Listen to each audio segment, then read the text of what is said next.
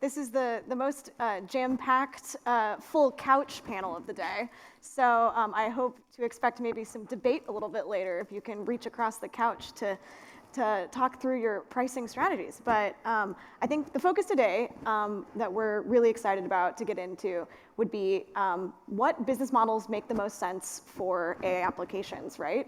The traditional SaaS model around pricing doesn't really make sense in the AI age. Everyone has been kind of experimenting with different business models, and I think all three of you at your respective companies have tried different things and are still experimenting and figuring it out, and would love to kind of get into the weeds of that process and fire off any takes and why your way is the superior way to your peers on the couch. So let's get into it. I mean, the first question, just some backstory, I think. And you've had some thoughts about this in the past, but what do good viable margins look like for AI applications companies after a decade plus of SaaS? Yeah, it's a fair enough question. I mean, in the SaaS world, people thought 80% was good. Some companies like Figma, I think recently were at 91%, which is absolutely crazy. There are software companies out there in the 70s. The truth is we actually don't know what's acceptable yet for AI, and there's going to be different types of AI. There's going to be companies like ours that have agents that do work for people. There's going to be companies that are software that has AI that helps add some efficiencies. People are going to be driven by cost. They're going to think about how much they're paying to the model companies, and they'll try and charge something on top. So it's yet to be figured out, but I don't think it's unfair to say that it's likely to be less than software.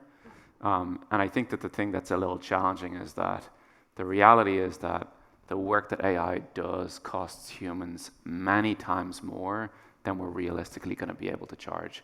So for example, with Finn, our customer service agent, we charge 99 cents every time it closes a ticket. In Intercom, when a human does that, it costs us $25. So we as an industry have yet to figure out answers to those questions, I think. Yeah, for sure.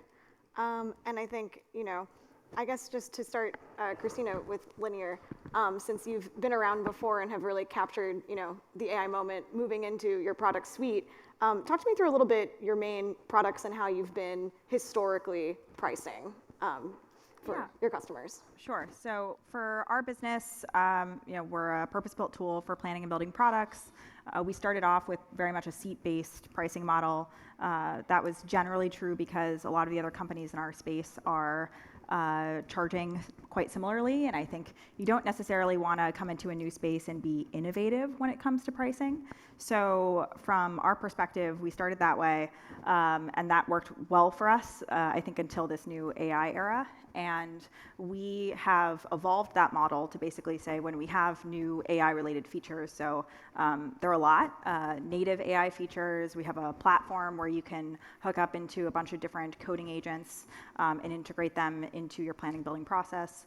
All those kinds of things are part of it as well. And in general, we take some AI features and we give them away to everybody because we think they're like an everyman AI feature. And then in other cases, we'll say, hey, this is something that actually makes your team far more efficient and also scales with larger companies and ultimately enables them to get more things done. And for those kinds of features, we put them into our higher end plans, which cost more per seat. So that model has worked particularly well for us. I think for a lot of larger companies, they are willing to pay more for these features, and also, for all the other things that come in, like your enterprise plan, your administrative controls, your security features, and all those kinds of things too. For sure. Yeah, and Tuhin, I think you're representing, usage-based pricing, which has gone pretty popular these days. So at Base 10, how do you think through what works best for your products and your customers? Yeah, so we're an AI infrastructure company. We power inference for some of the fastest growing companies in the world, like Abridge and Open Evidence and Cursor and Gamma, and so on and so forth. We have a pretty simple pricing model, just with that in mind, is, we do infrastructure, so it's just pay-per-use. And when we think about pricing, there's probably 2 or 3 things that we think about. One is, being very value-driven, winning the business every day. That means no long-term contracts. If you're not using Base 10 anymore, you're not going to get charged for it. And the third one, and I think this is probably the most important, it actually hits on both of Cristina's points, is just being very, very aligned with the customers. that you're serving. And like, if you look at our customers, all of them have very different business models and how they charge customers. And I think there's some flexibility that needs to be given while everyone figures out their business models. Sure. And so our strategy is very much, hey, we have the way we want to run our business, and there are levers that we can pull to be moldable to how our customers charge their customers. Yeah. How do you safeguard against commoditization? I think with the usage-based model, if people are using it so much that things can go price way down, or how do you balance that? Yeah, I mean, well, we don't price. Ideally, we safeguard against commoditization by building software and serving a premium product. Baseten is an expensive way to go get GPUs. If you want to go do that, you can find cheaper ways, and we would tell our customers that as well. Ideally, the premium they're paying is commensurate with the value we're delivering, and we just get deeper and deeper with that workflow and that value. And ideally, that premium gets more and more justified, or the premium gets higher and higher as well to some extent as we layer in more features. Makes sense. And I mean, I've just talking to sources, people have really praised Intercom's pricing model. A lot of your customers or people I talk to in the ecosystem have spoken very positively about it. And why push for outcome-based pricing with Intercom? That seems to be a model that a lot of people have been coalescing around as one option. But where does it work for you? And how did you get to that point? Because it seems like you tried different things too, right? Yeah. I mean, it is the ultimate in value-based pricing. If you're charging literally for the problem that they want to solve, it doesn't get more pure than that. And most of the time, pure value-based pricing is not realistic. And you're not going to be able to make it work. In the previous world where you were selling seats, in our previous world where we were selling seats on just a help desk, the value we're really delivering is something like, customer happiness, their end customer happiness. How do we charge for that? You don't. But it seems like in a world where you're doing work, which is very, very different, you're doing the actual work, that maybe you can charge for that work.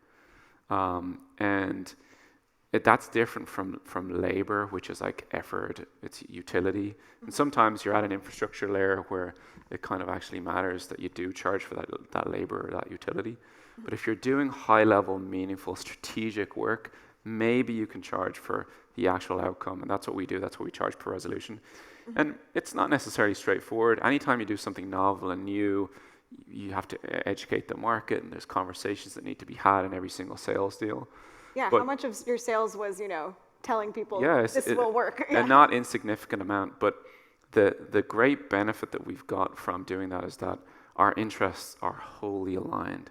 So we have nearly, I think, 7,000 customers, all of which are on outcome-based pricing. Every single time we make Finn better at doing the work that they want, so we increase the rate at which we resolve their tickets, they're happier, we earn more. So if you can make it work, it's a beautiful thing, but it's not without its struggles, and the education piece is a big part of it. That makes sense. Obviously, one also piece that comes into usage-based pricing, and that can be useful, is compute is expensive, and running queries is much more expensive than previous eras where software was basically free to run, with the demand. So, are you ever, with usage, you have a good space there, but with seat-based pricing with linear, you can also see the risk of, having some users that use this so much that it's actually not a great deal for you if it costs a lot to run it. So how do you kind of safeguard for that, I guess, for both of you? Yeah, I think for us, we've launched a lot of AI features effectively in like a beta mode. We call it technology preview. So putting out a feature into the world and saying, okay, let's see how people are going to use this. And we're explicitly telling people, we don't know how we're going to charge for this, but you're going to get it for 6 months for free, and then we're going to decide after the fact. And that's worked pretty well for us, because I think, if you tell people something's free, they're going to use it as much as they'd like to.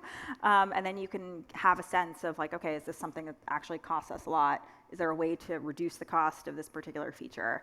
And then if it does cost a lot, do you charge for it separately as an add-on, or on a kind of different business model than you're typically used to.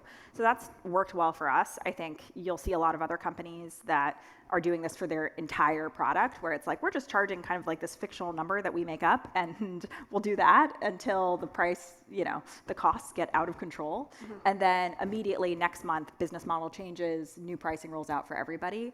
I think we tend to be a little bit more cautious about that kind of, trade that you make with customers, and tend to, kind of want to be a little bit more careful with pricing changes that we tend to roll out. Yeah, just to clarify too, have you modified beyond just straight seat-based pricing? We have add-ons. Okay. Yeah, so we charge separately for some of these add-ons, but they're typically the kinds of things that enterprise companies in particular we're going to want to pay more for. Mm-hmm. For sure. And then I guess for all three of you, how do you maximize for the best possible margins? Like, what are the factors that you're considering, given that costs can be high if demand goes up? How do you balance that? I mean, it starts at the start where you want to think about who you're actually selling to. Are you selling to people that can really appreciate the value, who can actually pay for the thing that you've built? I think how you frame it is incredibly important. You can go in and just sell low-level utility, or you can sell a business transformation. As icky as that might sound, there's an opportunity to really go in and help people at a very strategic level. They'll pay strategic prices and therefore margins. And then there's everything at the infrastructure layer too that perhaps these guys could talk about also. Yeah, I think for us, there's two questions. There's like the tactical question, which is very much, like, we build software, we acquire compute from 10 different places. There's different ways for us to drive margin using software and pumping up utilization. I think it's honestly a little more boring. I think the more interesting question, at least that we are seeing amongst our customer set, is when you see a lot of our customers who are growing so fast, and it goes back to the thing you said earlier about this shape of company might just be very different. If you're growing 10x year on year, kind of year after year, and now it's been a couple years of this for a lot of companies, honestly, like, margin maximization probably isn't the right goal at that point in time, especially if there is abundant capital available in the ecosystem. I think over time, as you emerge as a winner, or as you realize you have the best product, there is a time for that consolidation and for driving margin up. And that's what we've seen. That's kind of like you saw that with Snowflake, right? Where it's like a pretty low margin business for a long time, and once as a public company, they figured out ways to drive that into like a way more sustainable place to build a enduring company. Yeah. For Linear, we've been profitable for years. So if anything, I hear from investors like, you should spend more money and you should hire more people, and don't worry about margins. I don't necessarily always subscribe to that particular mindset. But in general, when we think about pricing and our business model, like, we're not increasing pricing or changing our business model structure specifically so that we can improve margins or make more money. That's really not a concern for our business. I think it's more oriented around, like, what is the value that we're providing to customers, and do we feel like we're getting appropriately paid for the value that we're providing?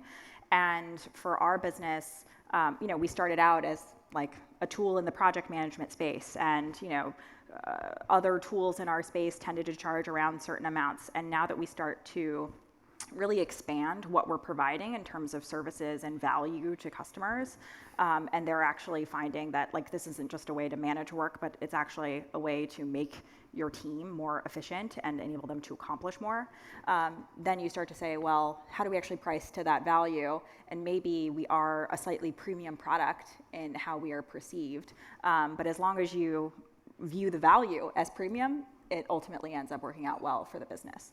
So I think our ambition is just to make sure that we provide a really fantastic product and that people continue to be willing to pay for it. For sure. Do you ever consider risks around, the large model labs, changing their pricing structure as they work with you? Do you have to be prepared dynamically for what that could do to impact your business? Like, how much will that, be a factor going forward? Or if, they launch a product that can be more in your wheelhouse, how will you modify in that with those concerns? I guess there's two components. One is that the direction of travel is always going to be cheaper. If someone came out with a new model and they said, guess what, it's more expensive, that's not going to be very popular. And so that wouldn't be a model people picked. I think so. And so from a cost perspective, everyone's just expecting that, everything will just get cheaper. From a competitive standpoint, sure, these are big companies. They want to be trillion-dollar companies. They need to do all the things. You should expect them to do all the things. And the people who build on top of them will need to do increasingly more things and more novel things. I think where it gets really interesting is to see companies build their own models.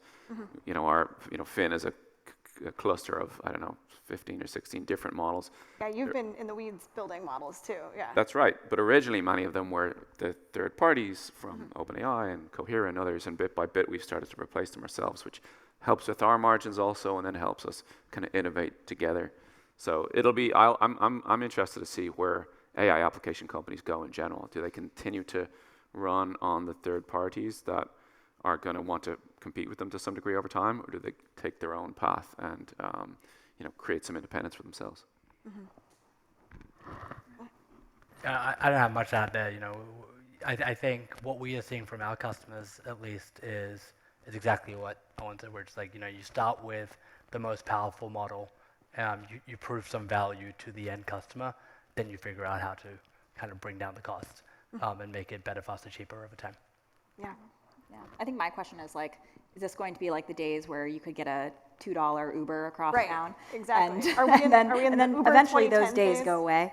But I think at the end of the day, I look at it as if you have a really strong foundational business model and service that you provide, a cost increase from an infrastructure provider or a model that you tend to be using can be managed. As long as you're scaling a business and building a product that people love. Yeah. I would just say that I think the model companies need to be afraid of their margins, because there's now open source free models. It's a bigger risk for them. Yeah. I think so. That's a good hot take going on to the end. Okay, lightning round. Real fast, Tuhin and Cristina, would you ever consider looking more into outcome-based pricing, since I've talked to a lot of investors who are really pushing it as the next place to follow Owen's lead here? Maybe. I think the issue in our space is what makes a more productive developer, product manager, designer, I think is highly up for debate. It's pretty easy to say, oh, we address this many tickets per month, let's divide that by the number of customer support reps. I don't think you look at how you build products in exactly the same way. So I think the model gets a little bit more complex. I think there are some things that you can charge for on an outcome basis, but it takes a long time to figure out how to get there. For us, not short term, over a long period of time, we'll go into more SLA-driven pricing and some value-based stuff as well. But in the short term, definitely not. For sure, definitely not. Well, thank you all so much. Great conversation. Thank you. Good.